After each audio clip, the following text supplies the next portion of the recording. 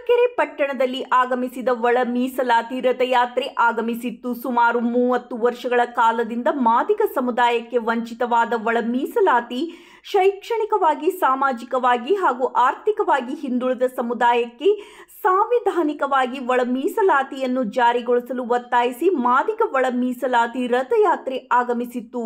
ಇದೇ ಸಂದರ್ಭದಲ್ಲಿ ಸಮುದಾಯದ ಮುಖಂಡರಾದಂತಹ ಪ್ರಭು ಕೊಡಲಿ, ಒಳ ಮೀಸಲಾತಿ ಹೋರಾಟ ಸಮಿತಿಯವರು ಸಂಚಾಲಕರು, ಇವರ ನೇತೃತ್ವದಲ್ಲಿ ಕಸ್ತೂರಪ್ಪ, ರಾಜ್ಯ ಸಂಚಾಲಕರು, ತಾಲೂಕಾ ಸಂಚಾಲಕರು ಬೊಮ್ಮನಕಟ್ಟೆ, ಕುಮಾರ್ ಅಧ್ಯಕ್ಷರು, ರುದ್ರೇಶ್, ಸಮುದಾಯದ ಮುಖಂಡರು ಈ ರಥಯಾತ್ರೆಯಲ್ಲಿ ಪಾಲ್ಗೊಂಡಿದ್ದರು.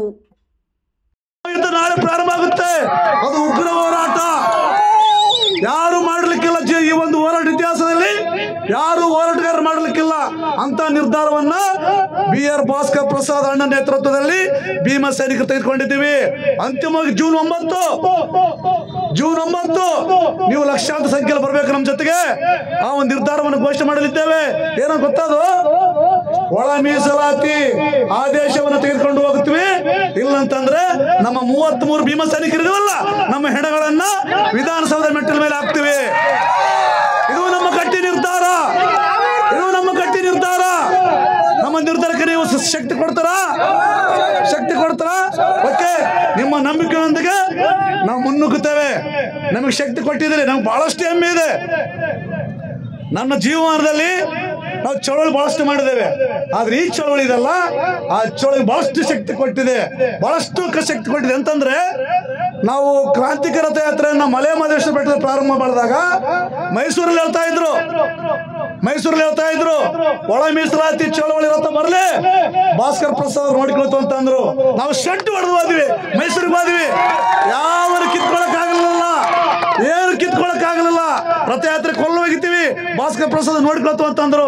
ಆ ಮಾದಿಗರ ತಾಕತ್ತು ನಮಗಿದೆ, ಅದನ್ನ ಎದುರಿಸಿದ್ವಿ. ನಂತರದಲ್ಲಿ ಯಾವ್ದು ಹಾವೇರಿಯಲ್ಲಿ ಹೇಳಿದ್ರು, ಒಳ ಮೀಸಲಾತಿಗಾರರು ಭಯ ಪಡ್ತಾರೆ, ನಮ್ಮ ಹಾವೇರಿಗೆ ಬರ್ಲಿ, ಅವ್ರು ನಮ್ಮ ಮರ್ಡರ್ ಮಾಡ್ತು ಅಂತಂದ್ರು. ನನ್ನ ಸಮುದಾಯ ಹೇಳಿ ಸಮುದಾಯ ಅನ್ಕೊಂಡಾರ ಬದಮಾಯಿಸರು.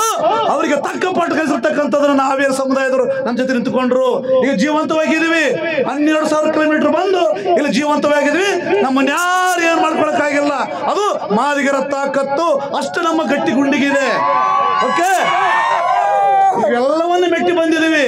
ನಮಗೆ ಇನ್ನೊಂದೇ ಮೆಟ್ಲು ಬಾಕಿ ಇದೆ, ಒಳ ಮೀಸಲಾತಿ ಪಡ್ಕೊಳ್ಳೋದು.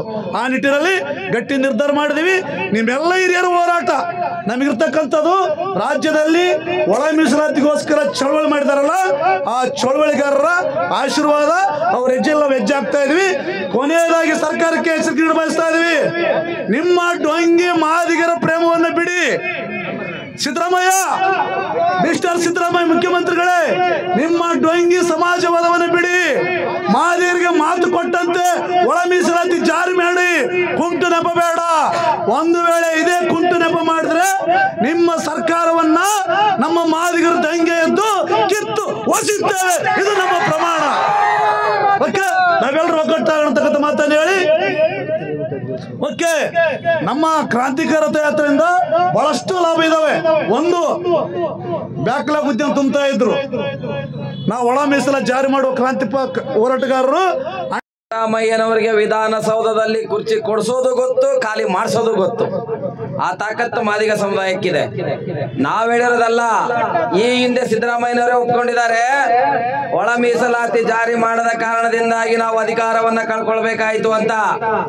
ಸನ್ಮಾನ್ಯ ಮುಖ್ಯಮಂತ್ರಿಗಳೇ, ಇದೇ ಏಪ್ರಿಲ್ 5ನೇ ತಾರೀಕು ಎಚ್ ಆಂಜನೇಯ ಅವರನ್ನ ಪಕ್ಕದಲ್ಲಿ ನಿಲ್ಲಿಸಿಕೊಂಡು, ಎಚ್ ಆಂಜನೇಯ ಅವರೇ, ಯಾವುದೇ ಬಡ್ತಿ ಮುಂಬಡ್ತಿಗಳನ್ನ ನಾನು ಮಾಡೋದಿಲ್ಲ, ಮಾಡಕ್ ಬಿಡೋದಿಲ್ಲ ಅನ್ನುವಂತಹ ಮಾತನ್ನ ಮಾತಾಡಿದ್ರಿ ನೀವು. ಆದ್ರೆ ಮುಂಬಡ್ತಿಗಳು ನಡೀತಾನೆ ಇದಾವೆ. ಮಾದಿಗ ಸಮುದಾಯದ ಲೀಡರ್ ಆಗಿರುವಂತಹ ಆಂಜನೇಯರವರಿಗೆ ಏನ್ ಬೆಲೆ ಕೊಟ್ರಿ ನೀವು? ಈ ಒಂದು ನಿಟ್ಟಿನಲ್ಲಿ ಮುಂದಿನ ದಿನಮಾನದಲ್ಲಿ ನಿಮ್ಮನ್ನ ಸೋಲಿಸುವಂತಹ ತಾಕತ್ತು ಮಾದಿಗರಿಗೆ ಇದೆ ಅನ್ನುವುದನ್ನು ತೋರಿಸ್ತೇವೆ. ಒಳ ಮೀಸಲಾತಿಯನ್ನ ಜಾರಿ ಮಾಡಿದ್ರೆ ನಿಮ್ಗೆ ಅಧಿಕಾರ ಕೊಡುವಂತ ತಾಕತ್ತು ತಾಕತ್ತು ಮಾದಿಗರಿಗಿದೆ ಅನ್ನೋದನ್ನ ಕೂಡ ತೋರಿಸ್ತೇವೆ. ಈ ನಿಟ್ಟಿನಲ್ಲಿ ನೀವೆಲ್ಲರೂ ಒಗ್ಗೂಡಿಕೊಂಡು ಜೂನ್ 9ನೇ ತಾರೀಕಿಗೆ ನೀವು ಬೃಹತ್ ಮಟ್ಟದಲ್ಲಿ ಬೆಂಗಳೂರಿಗೆ ಬಂದು ಒಳ ಮೀಸಲಾತಿಯ ಆದೇಶವನ್ನ ಪಡ್ಕೊಂಡು ಬಂದು ನಾವು ಹಬ್ಬವನ್ನು ಆಚರಣೆ ಮಾಡಬೇಕಾಗಿದೆ. ಕರ್ನಾಟಕದ ಮಾದಿಗರಿಗೆ ಆ ತಾಕತ್ತಿದೆ ಅನ್ನೋದನ್ನ ನಾವು ನಿರೂಪಿಸುವ ಸಲುವಾಗಿ ಜೂನ್ 9ನೇ ತಾರೀಕಿಗೆ ನೀವೆಲ್ಲರೂ ಕರ್ನಾಟಕದ ಮಾದಿಗರೆಲ್ಲರೂ ನಾವು ಬೆಂಗಳೂರಿನಲ್ಲಿ ಸೇರುವಂತಹ ಶಬ್ದವನ್ನ ಮಾಡ್ತಾ ನನ್ನ 2 ಮಾತುಗಳನ್ನು ಮುಗಿಸ್ತಿದ್ದೇನೆ. ಜೈ ಜೈ ಜೈ ಮಾದಿಗ. ಜಾರಿ ಆಗಲಿಕ್ಕೆ ಮುಂಚಿತವಾಗಿ ಯಾವುದೇ ಹುದ್ದೆಗಳನ್ನ ನೇಮಕಾತಿ ಮಾಡಬಾರ್ದು, ಬಡ್ತಿಗಳನ್ನು ಕೊಡಬಾರ್ದು, ಬ್ಯಾಕ್ಲಾಗ್ ಹುದ್ದೆಗಳನ್ನ ತುಂಬಾರ್ದು ಅಂತಕ್ಕಂಥ ಬಹುದೊಡ್ಡ ಬೇಡಿಕೆಯೊಂದಿಗೆ ಅಣ್ಣ BR ಭಾಸ್ಕರ್ ಪ್ರಸಾದ್ ನೇತೃತ್ವದಲ್ಲಿ ಸುಮಾರು 76 ದಿನಗಳ ಕಾಲ ಅಣ್ಣ ಭಾಸ್ಕರ್ ನೇತೃತ್ವದಲ್ಲಿ ನನ್ನ ಮಾದಿಗ ಸಮುದಾಯದ ವಿದ್ಯಾರ್ಥಿಗಳಿಗೋಸ್ಕರ, ನನ್ನ ಮಾದಿಗ ಸಮುದಾಯದ ಯುವಕರಿಗೋಸ್ಕರ, ನನ್ನ ಮಾದಿಗ ಸಮುದಾಯದ ಈ ನನ್ನ ನೌಕರ ಬಂಧುಗಳಿಗೋಸ್ಕರ ಮನೆ ಮಠ ಬಿಟ್ಟು ಪ್ರೊಫೆಸರ್ BK ಕೃಷ್ಣಪ್ಪನವರ ಒಂದು ಮೈತ್ರಿ ಪುಣ್ಯ ಭೂಮಿಯಿಂದ ಹರಿಹರದಿಂದ ನಾವು ಸುಮಾರು 17 ದಿನ ಕ್ರಾಂತಿಕಾರಿ ಪಾದಯಾತ್ರೆ ಸುಡು ಬಿಸಿಲಿನಲ್ಲಿ, ಅದರ ಜೊತೆಗೆ ಕ್ರಾಂತಿಕಾರಿ ಒಂದು ದರಡಿ ಸತ್ಯಾಗ್ರಹವನ್ನು ಫ್ರೀಡಂ ಪಾರ್ಕಲ್ಲಿ ಸುಮಾರು 17 ದಿನಗಳ ಕಾಲ ಅದೆಲ್ಲ ಮಾಡಿದ್ರು ಸಹ ಸರ್ಕಾರ ಯಾವುದೇ ಕ್ರಮ ತೆಗೆದುಕೊಳ್ಳಲಿಲ್ಲ. ಅದನ್ನು ನಾವು ವಿರೋಧಿಸಿ ಈ ಬಂಡ ಸರ್ಕಾರ, ಈ ಮಾದಿಗ ವಿರೋಧ ಸರ್ಕಾರಕ್ಕೆ ತಕ್ಕ ಪಾಠ ಕಲಿಸ್ಬೇಕಂತೇಳಿ ಸುಮಾರು ರಾಜ್ಯಾದ್ಯಂತ 12,500 ಕಿಲೋಮೀಟರ್ ರಾಜ್ಯಾದ್ಯಂತ ಸಂಚರಿಸಿ ನನ್ನ ಸಮುದಾಯವನ್ನ ಒಂದುಗೂಡಿಸಿರ್ತಕ್ಕಂಥದ್ದು ಈ ಕ್ರಾಂತಿಕಾರ ರಥಯಾತ್ರೆ. ಅದೇನೋ ಗೊತ್ತಿಲ್ಲ, ಚಿತ್ರದುರ್ಗದ ಆ ಶಕ್ತಿ, ಆ ಚಿತ್ರದುರ್ಗಕ್ಕೆ ಆ ಭೂಮಿಗೆ, ಆ ಪುಣ್ಯಭೂಮಿಗೆ ಏನೋ ಶಕ್ತಿ ಇದೆ. ನಾವು ಪಾದಯಾತ್ರೆ ಪ್ರಾರಂಭ ಮಾಡಿದ್ವಿ, ಅಭೂತಪೂರ್ವವಾಗಿರ್ತಕ್ಕಂಥ ಶಕ್ತಿಯನ್ನು ಜನ ಜೊತೆ ಕೊಟ್ಟರು.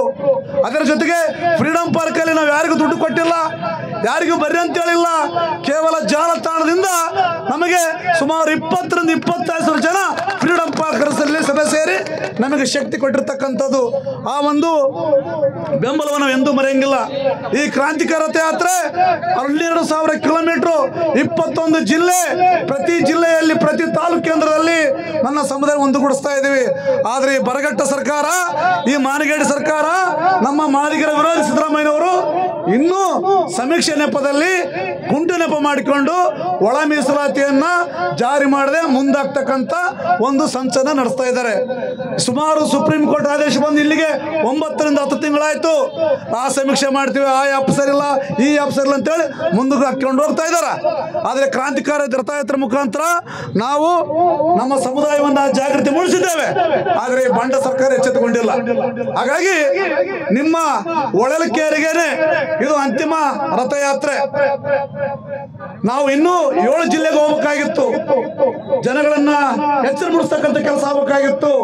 ಎಚ್ಚರಿಕೆ ಮೂಡಿಸ್ತಾ ಇದೀವಿ, ಒಂದುಗೂಡಿಸ್ತಾ ಇದೀವಿ, ಸರ್ಕಾರಕ್ಕೆ ಎಚ್ಚರಿಕೆ ನೀಡ್ತಾ ಇದೀವಿ.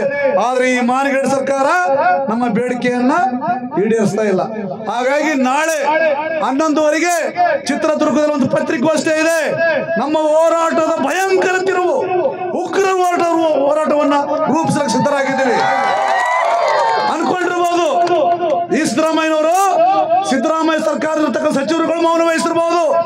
ಕಾಂಗ್ರೆಸ್ ಪಕ್ಷಕ್ಕೆ ಸೇರಿರ್ತಕ್ಕಂಥ ನನ್ನ ಸಮುದಾಯದ ಬೆಲ್ಟ್ ಕಟ್ಟಿರ್ತಕ್ಕಂಥ ಮುಖಂಡರುಗಳು ಅನ್ಕೊಂಡಿರ್ಬಹುದು ಈ ಪಾದಯಾತ್ರೆ ಏನು ಉಪಯೋಗ ಇಲ್ಲ, ಇವರಿಗೆ ಶಕ್ತಿ ಇಲ್ಲ, ಕ್ರಾಂತಿಕ ರಥಯಾತ್ರೆಗೆ ಡೀಸೆಲ್ ಇಲ್ಲ, ಬಾಡಿಗಿಲ್ಲ, ಇವರಿಗೆ ಮಾಡಕ್ಕಾಗಲ್ಲ ಅನ್ಕೊಂಡಿದ್ರು. ಆದ್ರೆ ನನ್ನ ಸಮುದಾಯ ಊಟ ಕೊಟ್ಟು ದುಡ್ಡು ಕೊಟ್ಟು 12,000 ಕಿಲೋಮೀಟರ್ ಸಂಚಾರ ಮಾಡಿದ್ವಿ. ಅದು ಮಾದಿಗರ ತಾಕತ್ತು. ನನ್ನ ಸಮುದಾಯ ಎಂದೂ ಕೈ ಬಿಡಲ್ಲ. ಅದು ತಾಕತ್ತು ನಮಗೆ ಗೊತ್ತಿದೆ. ಈ ಒಂದು ಹೊಳಲ್ಕೆರೆಯಿಂದ ಪ್ರಮಾಣ ಮಾಡ್ತಾ ಇದೀವಿ. ನಾವು ಈ ಒಳ ಮೀಸಲಾತಿ ಜಾರಿ ಆಗೋ ತನಕ ನಾವು 33 ಭೀಮ ಸೈನಿಕರು, ನಾವು 8 ಮಕ್ಕಳು ಬಿಟ್ಟಿದೀವಿ, ಅಪ್ಪ ಅಮ್ಮನ ಬಿಟ್ಟಿದೀವಿ. ಜೀವ ಬಿಡ ದೊಡ್ಡದಲ್ಲ, ಜೀವ ಬಿಟ್ಟಾದ್ರು ಒಳ ಮೀಸಲಾತಿಯನ್ನ ಜಾರಿ ಮಾಡೇ ತೀರಿಸ್ತೀವಿ. ಆ ಒಳ ಮೀಸಲಾತಿ ಆದೇಶ ಪತ್ರ ತಗೊಂಡು ಮನೆಗೆ ಹೋಗ್ತೀವಿ. ನಾಳೆ ಒಂದು ಮಹತ್ವವಾಗಿರ್ತಕ್ಕಂಥ ತೀರ್ಮಾನ ತಗೋತೀವಿ ನಾವು.